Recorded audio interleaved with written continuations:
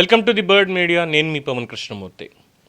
ఈ తమ్నైల్లో కానీ దీంట్లో కానీ ప్రత్యేకంగా ఈ ఇద్దరు జడ్జిల ఫోటో పెట్టడానికి గల కారణం ఏంటంటే, నేను మిగతా వాళ్ళ ఫోటోలు ఎందుకు పెట్టట్లేదంటే అసలు వాస్తవం తెలియాలండి.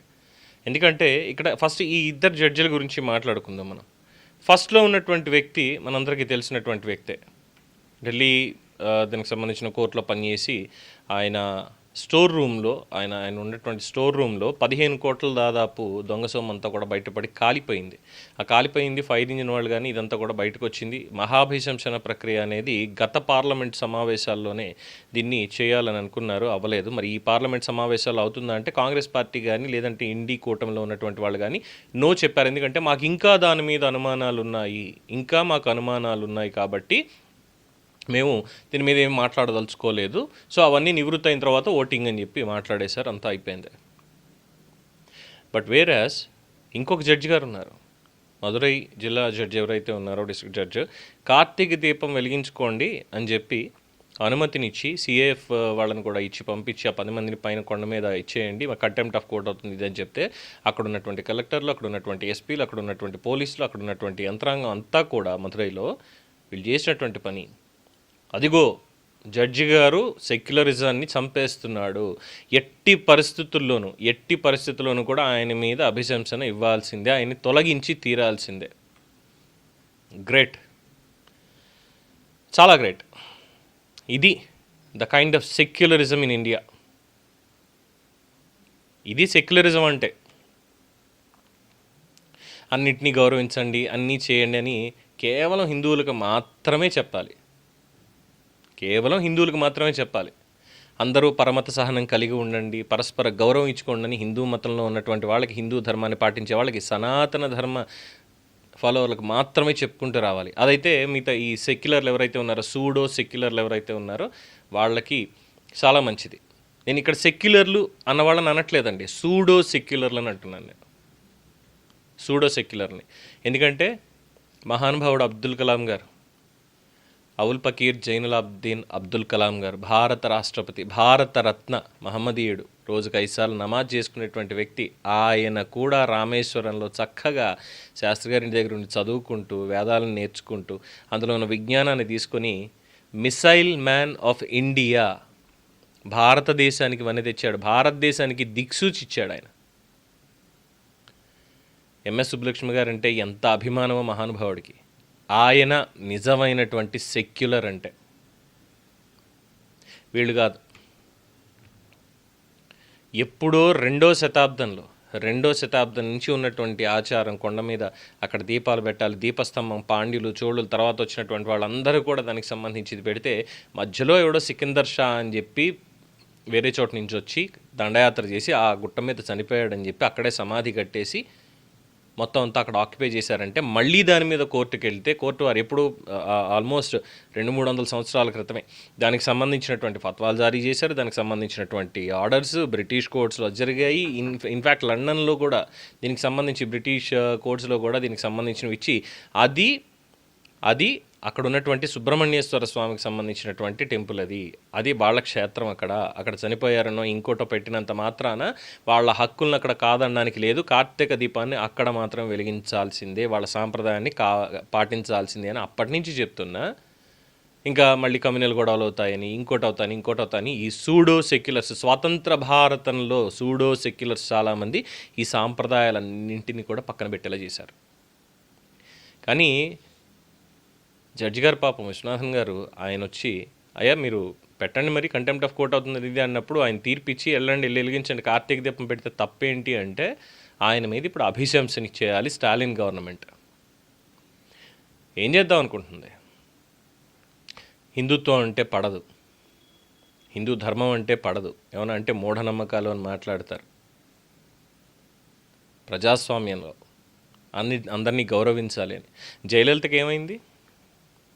జయలలిత హిందువే అయినా సరే ఏమైంది? నేను నాస్తికురాలని అంటూ మొదలుపెట్టి తర్వాత కంచి పరమాచార్య జయేంద్ర సరస్వతిని అక్రమంగా అరెస్ట్ చేయించి తీసుకెళ్ళింది. ఏమైంది ఆవిడికి చివరికి?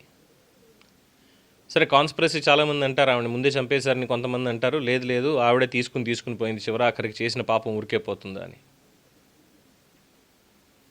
7 కొండల గురించి నేను చెప్పక్కర్లేదు, 2 కొండల జీవోకి సంబంధించి నేను మాట్లాడను. సో ఇవన్నీ చాలా ఇన్స్టెన్సెస్ అనేవి ఉన్నాయి, చాలా ఇన్స్టెన్సెస్ ఉన్నాయి. చాలామంది అంటారు వాట్సాప్ యూనివర్సిటీ కబుర్లని ఇంకోటని మాట్లాడతారు. వాస్తవాలు చెప్తుంటే మీకు వాట్సాప్ యూనివర్సిటీ కబుర్లు అనిపిస్తే ఎవడేం చేయలేడు దానికి. బట్ ఇక్కడ ఈ సూడో సెక్యులర్స్ ఎవరైతే మాట్లాడుతున్నారో ఈరోజు వచ్చి, మరి ఆ రోజు జడ్జి గారు అవినీతికి పాల్పడ్డాడు అని చాలా స్పష్టంగా ఆధారాలతో సైతం నిరూపితమైనప్పుడు ఆయన అభిశంసించడానికి వీళ్ళకి అడ్డం వచ్చింది. లేదు మాకు ఇంకా సమయం కావాలి, చర్చలు జరపాలి అని చెప్పి దాని మీద అంటారా? ఇక్కడ శతాబ్దాల నుంచి ఉన్నటువంటి సాంప్రదాయాన్ని మీరు పాటించండి అమ్మ, తప్పేమీ లేదు. అక్కడ వాళ్ళకు కూడా ఎటువంటి ఇబ్బంది లేదు. సికిందర్ షా ఏదైతే దర్గా ఉందో ఆ దర్గాని మెయింటైన్ చేస్తున్న వాళ్ళు ఉన్నారో, అయ్యా మాకు ఇక్కడ మాత్రమే మా పూర్వీకులు చెప్పారు, మిగతాదంతా కూడా అక్కడి నుంచి కూడా వెళ్ళి వాళ్ళు దీపాలు పెట్టడమనో లేదంటే ఈ కార్తీక మాసం రోజు వచ్చి ఇచ్చేయడం అని చేస్తూనే ఉన్నారు, మాకు ఎటువంటి అభ్యంతరం లేదని వాళ్ళు చెప్తున్నా కూడా, మన సాంప్రదాయాన్ని గౌరవించి వాళ్ళు చెప్తున్నప్పటికీ కూడా అబ్బే లేదు. అలాగే ఇంకొంతమంది ఉన్నారు ఏంటంటే అసలు అమ్మో ఎవరిని రానివ్వద్దు, ఎందుకంటే దర్గా లోపల, అది అసలు దర్గా కాదు ముందు ఇంకా మాట్లాడితే, వాళ్ళు ఏర్పాటు చేశారు. ఎందుకంటే అక్కడ ఆల్రెడీ ఆలయానికి సంబంధించినటువంటి మొత్తం అన్నీ ఉన్నాయి, ఆలయ స్తంభాలు ఇవన్నీ ఆలయాలని కబ్జా చేసి దర్గాల కింద మార్చినటువంటి కూడా ఉన్నాయి. అలాంటిదే ఈ తిరువడకుండ్రం ఏదైతే ఉందో ఆ ఇష్యూలో జరుగుతున్నది. ఆ ఫోటోలు ఆల్రెడీ బయటకు వచ్చాయి, చూస్తూనే ఉన్నాం మనం. ఆలయాలను పోలినటువంటి ఆ స్తంభాలు కానీ, రాతి స్తంభాలు, మనకు ఉండాల్సినటువంటి ఆ ధ్వజాలు ఇవన్నీ కూడా కనిపిస్తున్నాయి. వాటికి రంగేశారు, దర్గా కింద మార్చేశారు అక్కడ. దాని నుంచి ఇప్పుడున్నటువంటి వాళ్ళు అక్కడ ప్రభుత్వంతో అంటగాగుతున్న వాళ్ళు, మిగతా వాళ్ళు కావచ్చు, వాళ్ళు చెప్పేటువంటిది. అయితే ఈ ఈ మనకి శతాబ్దాల నుంచి ఉన్నటువంటి ఈ హిస్టరీని లేదంటే వీటిని చదువుకున్నటువంటి ఈవెన్ దో క్రిస్టియన్స్ కావచ్చు లేదంటే ముస్లిమ్స్ కావచ్చు, అక్కడ ఉన్నటువంటి వాళ్ళు చెప్పేది ఏంటంటే ఈ గవర్నమెంట్కి ఏందా తలకాయ నొప్పి, బుద్ధి జ్ఞానం అనేది లేదా, వాళ్ళ కార్యక్రమాన్ని వాళ్ళు నిర్వర్తించుకోవడానికి మేమే ఆనందపడుతున్నాం, చేయమని చెప్తున్నాం, శతాబ్దాల నాటి సాంప్రదాయం నడుస్తుంది అక్కడ అని చెప్పి చాలా ఆనందపడుతున్నాం. అది కూడా కార్తీక దీప సంవత్సరానికి వచ్చేది ఎప్పుడు, నెల రోజులు వస్తుంది, అందులో దీపం పెట్టేది ఎప్పుడు, ఒక్కరోజు పెడతారంటే 365 రోజుల్లో ఒక్కరోజు దీపం పెట్టడానికి మాకు ఎటువంటి అభ్యంతరం ఏమీ లేదు, మేము ఎవరిని అడ్డు పెట్టడం లేదు. కానీ ఇక్కడ కోర్టు దాకా వెళ్ళి ఇలా చేయడం ఏంటి, ఈ ప్రభుత్వం ఎటువంటి నిర్ణయాలు తీసుకోవడం ఏంటి, పనికి మళ్ళీ ప్రభుత్వం కాకపోతే అని స్టాలిన్ని పిచ్చి తిట్లు తిడుతున్నారు. అయినా సరే ఈ 120 మంది ఎంపీలు ఎవరైతే ఉన్నారో ఇంపీచ్మెంట్ కోసం అని చెప్పి అప్లై చేసినటువంటి వాళ్ళు, మరి వీళ్ళని ఏమనాలి వీళ్ళని? వీళ్ళకి ఎలాంటివి నచ్చుతాయి అంటే, I'm really sorry to say I have to open up on some issues today. Venkateswara Suprabhatam ఉంటుంది మనకి, సుప్రభాతం మనకి మాత్రమే ఉంది, సుప్రభాతం అనేది మనకి మాత్రమే ఉంది. ఆ తర్వాత కాలక్రమేణా కొంతమంది దర్శించి దుర్గా సుప్రభాతం అని ఇంకోటని ఇలా చెప్పుకున్నారు, అమ్మవారికి అయ్యవారికి అన్నట్టుగా చెప్పుకుంటూ వచ్చారు, అంతా బాగానే ఉంది. మనకంటూ ఒక స్వరం ఉంది, ఆ స్వరానికి సంబంధించి చూసినప్పుడు ఇటీవల కాలంలో వింటున్నాం మనం ఏంటంటే యేసు సుప్రభాతం అని మొదలుపెట్టారు కొంతమంది. అలాగే చర్చ్ కల్చర్ ఎక్కడి నుంచి మొదలైంది, మనకి వాటికన్ సిటీ అక్కడి నుంచి కదా మొదలైంది. అక్కడి నుంచి మొదలైనప్పుడు వాళ్ళ చర్చిల నిర్మాణ శైలి ఎలా ఉంటుంది, అసలు వాళ్ళ సాంప్రదాయాలు ఎలా ఉంటాయనేది చూస్తే అక్కడ ఒరిజినల్ చర్చిలు ఎలా ఉన్నాయనేది తెలుస్తుంది. ఫైన్. కానీ ఇక్కడ భారతదేశం దగ్గరికి వచ్చేసరికి మీరు చర్చలను చూడండి, చాలా వరకు ఇటీవల కాలంలో వస్తుంది ధ్వజస్తంభం, బలిపీఠం, యేసు వేదాలు, యేసు పంచరత్నాలు, యేసు నామావళి, అష్టోత్తర శతనామావళి, ఇవన్నీ కూడా వచ్చేసాయి. ఏకంగా ధ్వజారోహణ, కార్తీక మాస దీక్షలు కూడా, యేసు కార్తీక మాసం అయిపోయింది. అంటే ఇవన్నీ హిందూ ధర్మాన్ని అపహాస్యం చేయడం కాదా? మరి ఈ ఎంపీలు సూడో సెక్యులర్స్ ఎవరైతే ఉన్నారో ఇవి కనిపించట్లేదా వాళ్ళకి? ఇవేం కనిపించట్లేదా వాళ్ళకి? మాట్లాడరా వాటి మీద? ముస్లింలు ఎవరు కూడా ఇలాగా గుళ్ళు కట్టేసి ధ్వజస్తంభాలు పెట్టేసి ఇక మేము కూడా ఇక్కడే అనేటువంటి కార్యక్రమం ఎప్పుడు చేయలేదు వాళ్ళు, చాలా వరకు. ఇటీవల మనం చూస్తున్నాం కొంతమంది ఈ మత పిచ్చి పట్టిన వాళ్ళు, లేదంటే ఈ జిహాద్ పవిత్ర యుద్ధం అనే పేరుతోటి విధ్వంసం సృష్టించేటువంటి వాళ్ళు, అంటే బేసిక్గా ఐఎస్ఐ, ఐసిస్ లేదంటే అల్ ఖైదా ఇలాంటి వాళ్ళ దీనికి లోబడిపోయి, అలాగే కొంతమంది ఛాందసవాదులు ఉంటారు, వాళ్ళకి లోబడిపోయినటువంటి వాళ్ళు చేసేది ఈ లవ్ జిహాద్ అని, లేదు అంటే తీసుకెళ్ళి కన్వర్షన్ చేసేయాలి వాళ్ళని, ఇది అని, ఇవి కొన్ని నడుస్తున్నాయి. బట్ ఓల్డ్ ఫామ్ ఆఫ్ దీంట్లో వచ్చినప్పుడు అందరూ కలిసిమెలిసి ఉన్నారు, ఎక్కడ ఇటువంటిది అభ్యంతరం రాలేదు. ముస్లింలని పెళ్లి చేసుకున్న హిందువులు ఉన్నారు, ఇవన్నీ కూడా ఉన్నాయి, ఇవన్నీ కామన్గా జరుగుతున్నాయి, అక్కడ ఎటువంటి ఇబ్బంది రాదు. కానీ ఇక్కడికి వచ్చేసరికి ఆయన దీపం పెట్టుకోమన్నాడు అనేసరికి వెంటనే వచ్చేస్తాయి ఇవన్నీ. మరి ఇక్కడ ఈ అపహాస్యం చేస్తున్నటువంటి వాటిని ఎందుకని చెప్పి తీసుకోవట్లేదు పరిగణలోకి the so called pseudo seculars? ఎందుకు తీసుకోవట్లేదు? సరే, ఈ చేతబడులను ఇంకోటనో వీటన్నిటిని మూఢనమ్మకాలు అన్నారు. ఫైన్. నాస్తికత్వం ఫైన్, అది కూడా మేము నమ్మం, దేవుణ్ణి నమ్మం అన్నారు. ఫైన్, అది కూడా బాగానే ఉంది. ఎవరు తప్పుపట్టట్లా వాళ్ళని ఎవరు తప్పుపట్టట్లా. కానీ అపహాస్యం చేసేటువంటి విధంగా ఒక ఆచారాన్ని కానీ ఒక సాంప్రదాయాన్ని కానీ అపహాస్యం చేస్తూ అసలు దాన్ని పూర్తిగా ఎరాడికేట్ చేసేయాలనేటువంటి విధంగా చాలామంది ప్రయత్నాలు చేస్తూ ఉన్నప్పుడు మరి వాటిని ఎందుకు అడ్డుకోరు వీళ్ళు? ఎందుకు అడ్డుకోరు? ఏ గుడి కూడా భారతదేశంలో కానీ భారతదేశం వెలుపల కానీ ఒక చర్చిలాగా లేదంటే ఒక మసీదులాగా ఎక్కడ కట్టబడలేదే.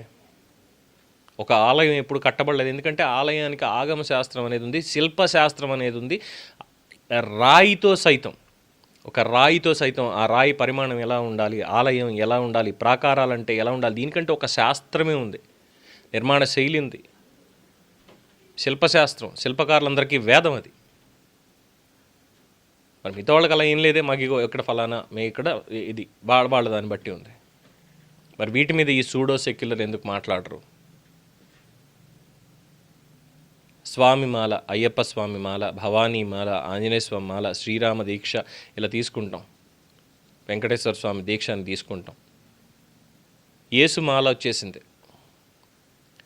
ఏకంగా యేసుమాల, యేసు కొండకి వెళ్తారట. యేసు కొండ ఎక్కడుంది భారతదేశంలో? నాకు అర్థం కాదు, ఎక్కడుంది అసలు? జీసస్ క్రైస్ట్ పుట్టిందేమో అక్కడెక్కడో, కానీ ఇక్కడ కొండ పేరు మాత్రం యేసు కొండ అయిపోతుంది, యేసు మాల అయిపోతుంది. ఎక్కడి నుంచి వచ్చాయి ఇవన్నీ? వీటి మీద మాట్లాడరా? కొంతమంది మొన్న తిరుపతి అన్నమయ్య జిల్లాలో ఎక్కడో అక్కడ దర్గా లేదు, కనీసం ఒక చిన్నపాటి సమాధి లేదు, ఏమీ లేదు. రాత్రికి అక్కడ వెళ్ళి కలలోకి వచ్చి చెప్పాట, ప్రవక్త కల్లోకి వచ్చి చెప్పి ఇక్కడ దర్గా ఏర్పాటు చేయని చెప్పాట. ప్రభుత్వ స్థలంలో కంచె కట్టేసి రాత్రికి రాత్రి అక్కడ ఒక ఇటుకలతోటి ఒకటి కట్టేసి దాని మీద చెద్దరు కప్పేసి అయిపోయింది. మరి సూడో సెక్యులర్స్కి ఇవేం కనిపించవా? సనాతన ధర్మ పరిరక్షణ బోర్డు ఏర్పాటు చేయాలని ఆంధ్రప్రదేశ్ డిప్యూటీ సీఎం పవన్ కళ్యాణ్ గారు చెప్పారు. అంతకుముందే పెద్దలు, ఎంతోమంది పండితులు వీళ్ళందరూ కూడా చెప్పారు, పీఠాధిపతులు వీళ్ళందరూ కూడా మాట్లాడుకొని, గురువులు అందరూ చెప్పారు ఏంటంటే ఎస్, ధర్మరక్షణ కోసం అంటూ ఒక సభ అనేది మనకు ఉండాలి, ఖచ్చితంగా ఒక ప్లాట్ఫామ్ అనేది ఉండాలి అని చెప్పని అనుకున్నారు. ధర్మ ప్రచార పరిషత్ అనేది ఒకటి ఉండాలని అనుకున్నారు. కానీ ఏ రోజు దానికి సంబంధించిన కార్యాచరణ ఇదంతా ఏదో ఒక అడ్డు పడుతూ ఉండడం, న్యాయపరంగా అవ్వచ్చు, చట్టపరంగా అవ్వచ్చు, ఇంకో దాని పరంగా అవ్వచ్చు, అడ్డుపడిపోతూనే ఉన్నారు ఎక్కడికక్కడ. బ్రేక్ ద యూనిటీ, ముందు యూనిటీని బ్రేక్ చేసేస్తున్నారు. ఎందుకు ఉండకూడదు? హిందూ ధర్మానికి హిందూ ధర్మ పరిరక్షణ ట్రస్ట్ అనేదో లేదంటే బోర్డు అనేదో ఎందుకు ఉండకూడదు? ముస్లింలకి వక్ఫ్ బోర్డు అనేది ఉంది, ఎందుకు? వాళ్ళ ఆస్తులు కాపాడుకోవడానికి, అన్యాక్రాంతం కాకుండా ఉండడానికి అని చెప్పని. దాంట్లో మళ్ళీ ఇప్పుడు వివాదాలు నడుస్తున్నాయి. వక్ఫ్ కానివేంటి, వక్ఫ్ చేసినవేంటి అనేది. కనిపించిందల్లా వక్ఫ్ అంటే భారతదేశం మొత్తం అంతా వాళ్ళకి ఇచ్చేసాం. మరి పాకిస్తాన్ ఎక్కడి నుంచి వచ్చింది?